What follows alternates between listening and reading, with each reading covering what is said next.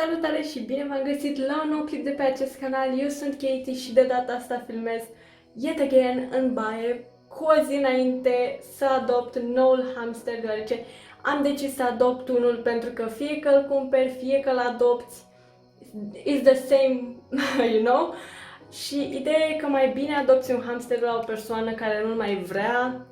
Poate o persoană, nu știu, vrea să renunțe la el sau s-a plictisit sau, I don't know, persoana de la care urmează să iau crește puiuți, adică are mai mulți puiuți și am decis să adopt unul pentru că îi oferă pe gratis, am decis să mai bine adopt unul decât să cumpăr unul din pet shop și din nou părul meu are două culori. Dar da, de ce filmez cu o zi înainte? Pentru că vreau să vă arăt shopping-ul pe care l-am făcut pentru viitorul hamster, deoarece am vrut să mă asigur că are absolut tot ce are nevoie. Sper că nu m-am repetat aiurea. Deci da, asta e cu o zi înainte, iar mâine dimineață fiind miercuri, mergem să luăm de la acea doamnă care are și un bebe, deci da, să vă arăt ce am cumpărat. Sunt pe jos la mine în balcon, sper că acest cadru este mult mai ok, deoarece am geamurile fix în fața mea. Să vă arăt sacoșile. 1, 2, asta e cușca, de asta e grea, trebuie să o montez, și 3 accesorii mâncărică ce mai luat de pe aici. Bun. Voi începe cu prima chestie, care e aceasta. Tot ce am cumpărat de la Animax, voi lăsa link și în descriere de la site-ul lor. Întotdeauna cumpăr de la ei hrană de animale, accesorii, orice pentru animăluțe de la Animax cumpăr. Ok, deci în primul rând am cumpărat, pe care trebuie să o și spăl, această cușcă pentru transport. Aceasta o voi folosi doar pentru a transporta hamsterul aici, pentru că urmează să-l aduc cu metroul vreo 2-3 stații, în fine. Și am luat această cușcă care se deschide, se deschide aici. Și înăuntru să-i pun eu niște talași sau o păturică, ceva în care stea, pentru că e un bebeluș și un hamster bebeluș. Deja, ăsta e doar pentru transport, el nu va locui în aceasta. El va locui în asta. Ok, el va locui în aceasta. Care-i treaba asta mare? Am luat-o cu reducere. Am luat-o de la 1.084.000 de lei. Să vă arăt o pozic aici. Cam așa arată. Se vă arăt și spatele. Da, trebuie să o montez un pic, se vede, da, asta o să fie. Oricum o să și montez în clip sau o să vă arăt oricum. Și acum să trecem la a treia, which is this one, tot de la Animax.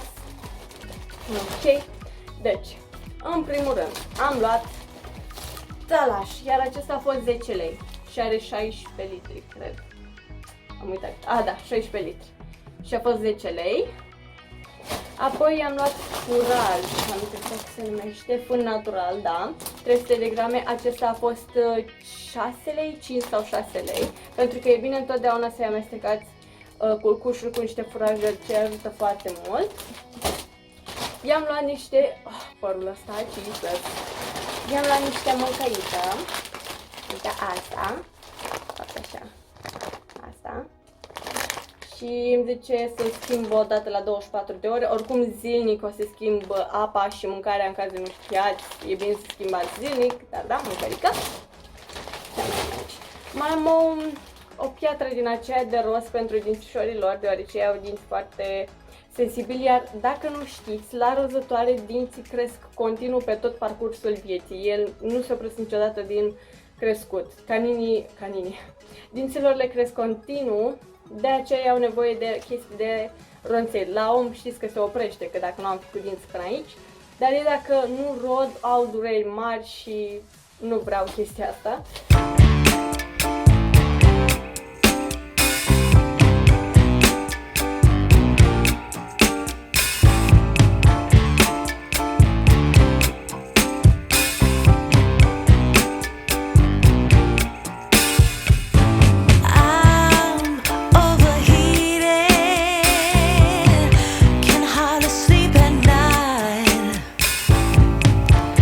Doing crazy dreaming.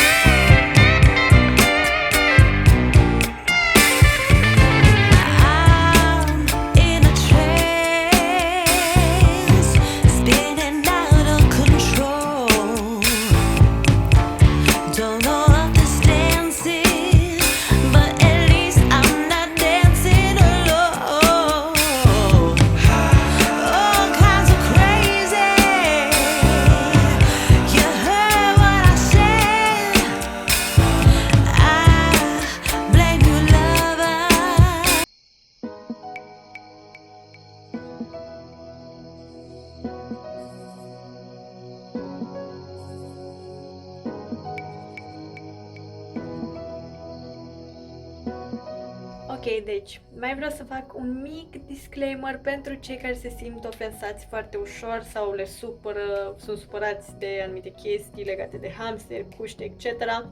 În primul rând îmi pare rău de asta, dar hormonii, vulcanii noroioși. În primul rând, cușca aceea micuță pe care ați văzut-o inițial, din care l-am scos pe Cookie, este cușcă de transport care mă ajută să-l car mai ușor din punctul A în punctul B. Dați puțin să... Așa. Bunica mea urmează să-mi trimită cușca lui Pufuleț, gerbilul care mi-a decedat de bătrânețe, în fine. Urmează să-mi trimită cușca lui mare, care este mare cușca lui. Asta este doar acum pe moment, pentru că nu am luat cușca lui Pufuleț cu mine, pentru că nu știam sigur dacă o să-mi iau hamster sau nu o să-mi iau. L-am adoptat, nu l-am cumpărat. După cum am spus, nu am decis să adopt unul și nu să cumpăr de la pet shop, în fine. Deci da, tot ce vedeți este pe moment, va avea o cușcă mult mai mare imediat ce ajunge de la bunica mea, iar acea cutiuță micuță este cutie de transport pentru răzătoare, pentru a-l căra mai ușor, pentru că eu nu am mașină și dacă se întâmplă ceva, dacă are nevoie la veterinar sau dacă plec undeva cu el, trebuie să am ceva în care să pot să-l transport și în care să fie și el în siguranță, pentru că e și termică, din câte am înțeles, păstrează căldura, deci da, momentan cu astea defilăm, o să vină cu școala mai mare și poate o să fac și un tur, nu știu, I don't know.